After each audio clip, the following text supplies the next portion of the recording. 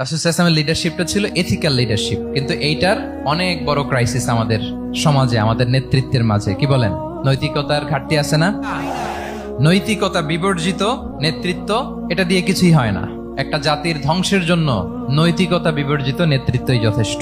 আমানতদারিতা, সততা, অনেস্টি, ট্রাস্টওয়ার্দিনেস, এটা অনেক জরুরি নেতৃত্বের জন্য। নেতা হতে চাইলে তাকে আমানতদার হইতে হবে। যদি একজন ট্রু লিডার কেউ হতে চায়, তার মধ্যে আমানতদারিতা চাই। কি চাই?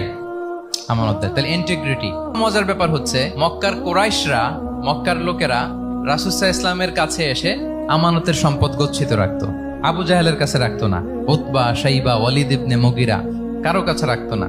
খেয়াল করে দেখেন, দল করে আবু জাহেলের, দল করে কার? কিন্তু আমানত রাখে কার বাসায়? কি অবাক করা কাণ্ড না? কর্মী হচ্ছে আবু জাহেলের, কিন্তু আমানতের সম্পদ রাখে কার কাছে?